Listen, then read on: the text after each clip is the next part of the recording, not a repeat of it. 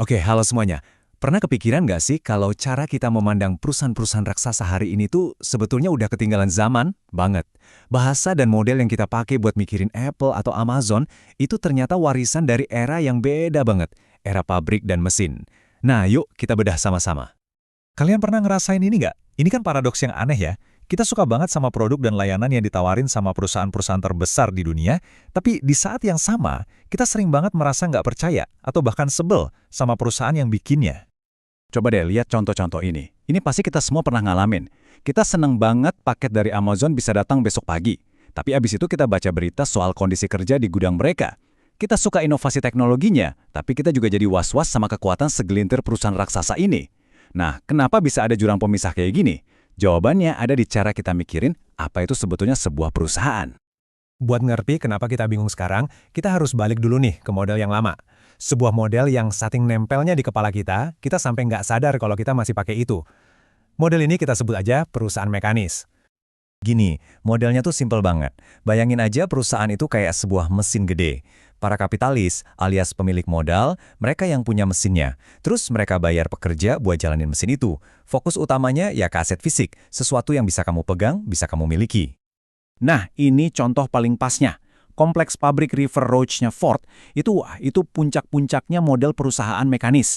Ribuan pekerja ngerjain tugas yang sama berulang-ulang di jalur perakitan yang dimiliki sama Henry Ford dan para investornya. Model inilah yang mendefinisikan dunia bisnis selama 100 tahun. Nah, ini nih bagian pentingnya. Di dunia yang kayak gini, profit atau keuntungan itu ya dianggap imbalan yang pantas buat si pemilik modal karena udah nyediain mesinnya. Ini ide yang kuat banget, tapi seperti yang bakal kita lihat, ide ini udah nggak relevan lagi buat ngejelasin dunia kita sekarang. Oke, sekarang kita lompat ke zaman sekarang. Aturan mainnya udah beda total. Sumber nilai yang sesungguhnya di ekonomi abad ke-21 ini bukan lagi mesin atau pabrik, tapi sesuatu yang, ya, lebih abstrak dan susah buat dimiliki. Namanya adalah kecerdasan kolektif. Coba pikirin Apple deh. Nilai mereka itu bukan di gedung-gedung kantornya. Nilai mereka ada di pengetahuan gabungan para insinyur, desainer, dan tim marketing mereka. Ini adalah aset yang nggak kelihatan, tersebar di ribuan orang, dan nggak bisa dimiliki begitu aja kayak kita punya mesin. Pertanyaan ini langsung nusuk ke jantung masalahnya. Kalau perusahaan kayak Google atau Facebook nggak punya banyak mesin dalam artian lama, kok bisa sih mereka untung segede itu? Jawabannya butuh satu konsep baru. Jawabannya ada di konsep yang namanya sewa ekonomi. Tapi ini bukan sewa kayak kita sewa kosan ya. Ini adalah keuntungan yang didapat bukan karena kamu punya sesuatu, tapi karena kamu punya kemampuan yang unik dan susah banget ditiru orang lain. Kemampuan inilah yang ngasih kamu kekuatan di pasar. Contoh ini ngejelasinnya dengan pas banget. Stanley Matthews itu pemain hebat di zamannya, tapi gajinya ya setara sama pekerja pabrik biasa. Loh kok bisa? Karena dia dianggap cuma tenaga kerja. Bandingin sama Lionel Messi, dia dapat sewa ekonomi yang gila-gilaan dari bakatnya yang unik dan nggak ada duanya. Nggak ada yang bisa niru Messi. Nah, perusahaan modern yang sukses itu lebih kayak Messi ketimbang Matthews. Mereka dapat duit dari kemampuan unik mereka. Nah, disinilah masalahnya muncul. Jadi apa yang kejadian kalau kita coba ngelola perusahaan yang basisnya kecerdasan kolektif, kayak Messi tapi pakai aturan lama dari perusahaan mekanis, kayak pabrik Ford? Hasilnya, bencana. Dan kutipan ini, wow, ini ngejutin banget, apalagi datangnya dari Jack Welch, salah satu CEO paling legendaris di abad ke-20. Dia sendiri yang dulu mati-matian ngedukung ide nilai pemegang saham, tapi di akhir hidupnya dia ngaku kalau obsesi itu adalah sebuah kesalahan besar. Oke, jadi ini akar masalahnya. Pas buah perusahaan cuma fokus mikirin harga saham per 3 bulan, mereka mulai bikin keputusan-keputusan yang justru ngancurin aset paling berharga mereka buat jangka panjang, si kecerdasan kolektif itu. Mereka potong anggaran riset, neken karyawan, ngabain keselamatan, semua cuma biar angka di laporan keuangan berikutnya kelihatan bagus.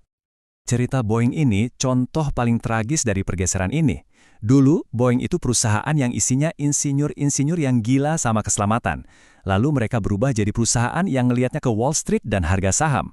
Perubahan budaya inilah yang akhirnya berujung pada tragedi 737 MAX, di mana prioritas finansial secara langsung memakan korban jiwa. Dan kasus Boeing ini bukan satu-satunya loh.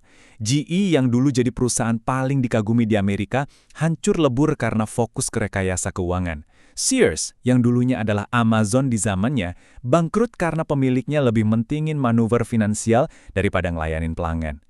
Ini pola yang terus berulang. Oke, jadi kalau model lama udah nggak jalan dan malah bikin hancur, terus gantinya apa dong? Kita butuh bahasa dan cara pandang baru buat benar-benar ngerti ekonomi modern. Nah, ini inti argumennya. Kita tuh masih pakai istilah-istilah dari abad ke-19 buat menjelasin realitas abad ke-21. Kapitalisme itu kan menyiratkan sistem yang dikontrol sama pemilik modal fisik. Tapi gimana kalau modal fisik itu sendiri udah bukan lagi yang paling penting? Ini mungkin kedengarannya aneh ya, tapi pertanyaan ini bakal bawa kita ke bagian aha terakhir dari bahasan kita. Yuk kita lihat buktinya. Coba deh renungin ini sebentar, soalnya ini benar-benar ngejungkir balikin apa yang kita kira kita tahu. Apple itu nggak punya pabrik yang bikin iPhone. Amazon nyewa sebagian besar gudangnya. Bahkan maskapai penerbangan seringkali nggak punya pesawat mereka sendiri. Perusahaan-perusahaan terbesar di dunia udah nggak memiliki modal utama mereka lagi. Ini perubahan yang fundamental banget. Nah, inilah cara pandang yang baru, modal sebagai layanan. Perusahaan-perusahaan top sekarang tuh nggak mau ribet punya aset fisik. Mereka nganggap modal, entah itu pabrik, gudang, pesawat, pusat data, sebagai layanan aja.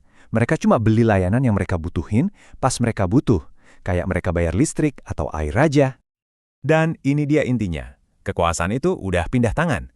Dulu yang punya pabrik itu rajanya. Sekarang yang jago ngelola kecerdasan kolektif, pengetahuan, jaringan, dan merek, dialah yang pegang kendali. Para penyandang dana yang nyediain gedung atau mesin, mereka sekarang cuma jadi salah satu pemasok, sama kayak pemasok listrik. Nah, ini semua ninggalin kita sama satu pertanyaan super besar. Kalau kita udah nggak lagi hidup di era kapitalisme seperti yang kita kenal dulu, sebenarnya kita ini lagi hidup di sistem apa? Dan gimana seharusnya kita ngatur ekonomi ini biar kekuatan kecerdasan kolektif bisa dipakai buat kebaikan semua orang, bukan cuma segelintir pihak? Itulah pertanyaan yang harus kita jawab bareng-bareng.